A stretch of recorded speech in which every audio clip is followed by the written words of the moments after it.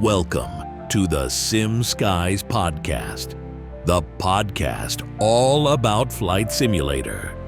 And now, introducing our host, who can fly a fake airplane with a little bit of confidence, Lexterio.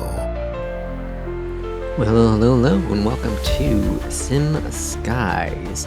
This is a podcast that's all about flight simulation, and it's amazing to even consider a podcast for flight simulation, honestly, because flight simulation is a niche product, right? And thankfully to Asobo and Microsoft, they have brought in more people to become more passionate about aviation, and having the Xbox, having the amazing graphics of Flight Sim 2020, and as we've seen with 2024, I feel that their user base is going to increase even more. Now, I think it's always going to be a niche community. There's no doubt about that. Flight simming in general is, why do people fly fake airplanes? Why do people drive fake cars? Why do people drive fake trains? So the flight sim community is always going to be small. There's no doubt about that.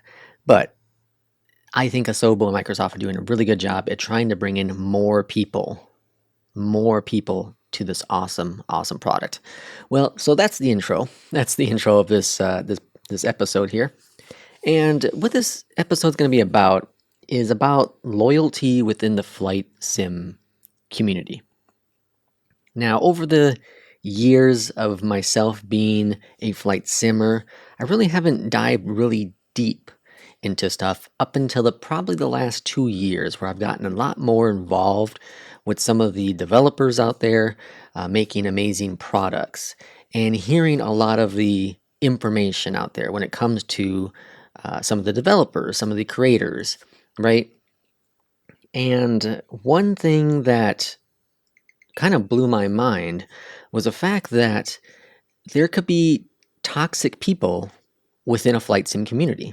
And it's wild to think that, because this is a very small group of people. Think about it worldwide, of a human base. Flight sim is extremely small. So the fact that there could be people out there that have that toxic mentality is quite astonishing. So what I want to talk about today isn't so much the general user, the end user, right? Myself is one of them. Maybe you listening to this podcast. What I want to talk about is the actual developers. Now, recently, today this episode was recorded about the second week of October 2024. But recently, a company named Aerosoft released a product. It's been hyped for a while, and I'm not going to go too much into detail about that said product, but if you're listening to this, maybe you have an idea of what I'm talking about. That product got a lot of backlash. It got a lot of backlash because, one, the company got a lot of money from the government to produce this said aircraft. This company released a product that was missing a tremendous amount of features. Almost as if this product would have been great as an indie developer. And indie, I mean like one person working on it. But Aerosoft is a fairly large team, and they got a substantial amount of money to work on said product. And they released something that is not great. Now, I have not used it. I will not use it. But the reviews across the board from flight sim users, content creators, is it's one of the worst things they have ever seen, especially from a major company like Aerosoft. Now, let's remember this, though. We did get, in Microsoft Flight Sim 2020, one of the first premium aircrafts was the CRJ, which was assisted from Aerosoft, and also another individual who made it. But Aerosoft was the big name around it. And the CRJ, even to today's standard, is really, really good. And when it was released, it was extremely good. It was the best premium aircraft we had that wasn't directly from Asobo or Microsoft, and especially for a airliner, a regional airliner, but a airliner nevertheless.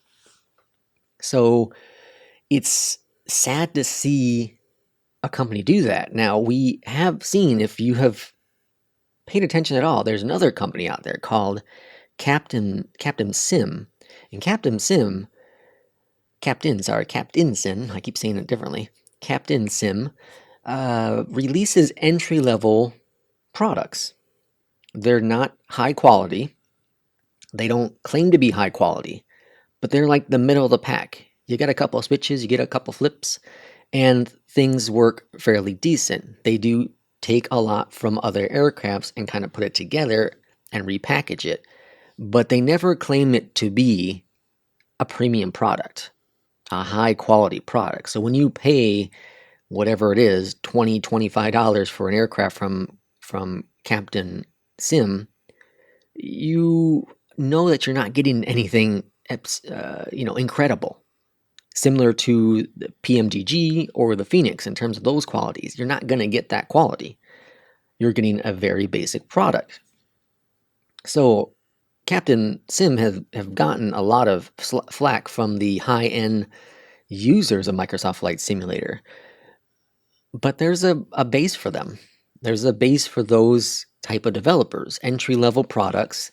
If you want to fly a 727 and not have all the bells and whistles, it's a fine product for that. If you want to have a highly detailed product, well, there's another company, Flight Sim Studios, that's made a 727 that does a much better job for that. So heat is important to have on developers to ensure that they're producing the best what they can produce with what they say they're going to produce. But to come out and release a product that isn't quite what they say or said it was going to be is a completely different story. Now, to keeping in that, there's also other developers out there who come out with a bang, release a product, and fail to update it or consistently update it, but instead add features to the said product. And I'm not going to name anything specific because of that, or within that, but there are many developers that do that. Some of them call it cash grabs, where they will throw out a product and get you in to buy it, whether it's a one-time thing, add-on buy, a subscription model, whatever it be, and get you in to buy it, and then their base product, which they advertise as high quality, fails to stand up to other competitive products. And that not only happens in the flight sim community, but because this is a small group of people, I find it just amazing that the passion behind these people is sometimes not as strong as it should be. Sometimes they get too big with their britches. They get too high and mighty, that they think their product is so much better than the competitions out there, or that they only have that product and no one else has it out there on the market, that they don't take criticism very well, or they don't believe their competition or other products are equally as good or better than their product.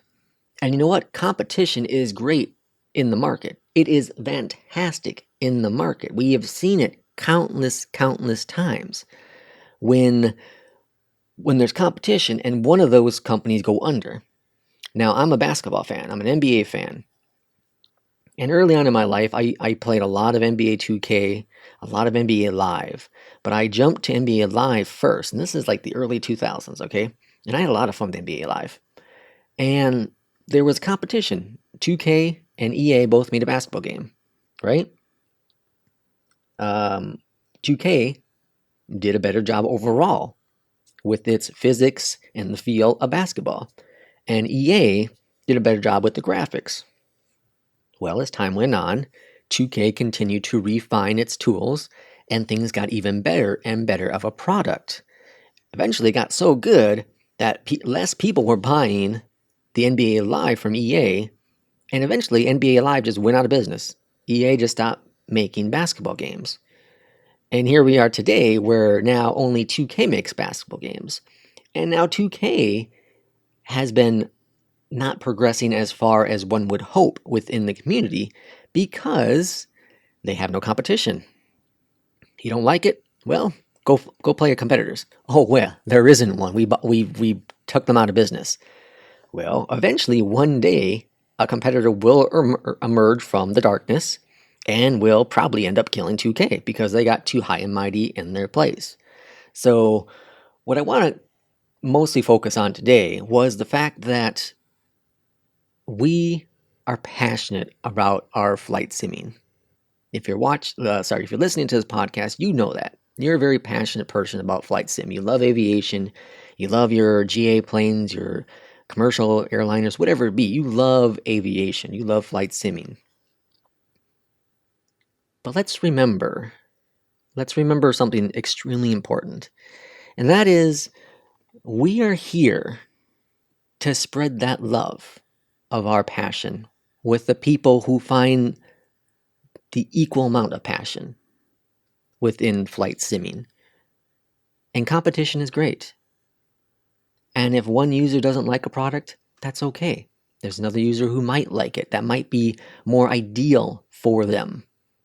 Some people can't spend $70, $80 on an add-on for a plane. Some people can't spend a subscription model on a product. They can only afford it a one-time purchase. That's how the world works. And that's how we, as simmers, have to realize how things work out. One product might be the best for you, not for the other person. And keep that in mind now with the iFly 737 MAX coming out. Asobo did announce that Microsoft Flight Sim 2024 will have a MAX in it as well. And they say it's going to be their best in-house plane they've created. And it remains to be seen what's going to happen and how that plane's actually going to look.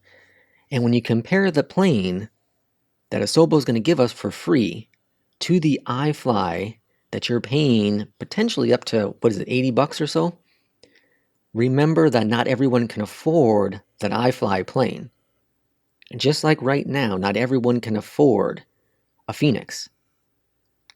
Not everyone can afford a Latin VR Airbus plane.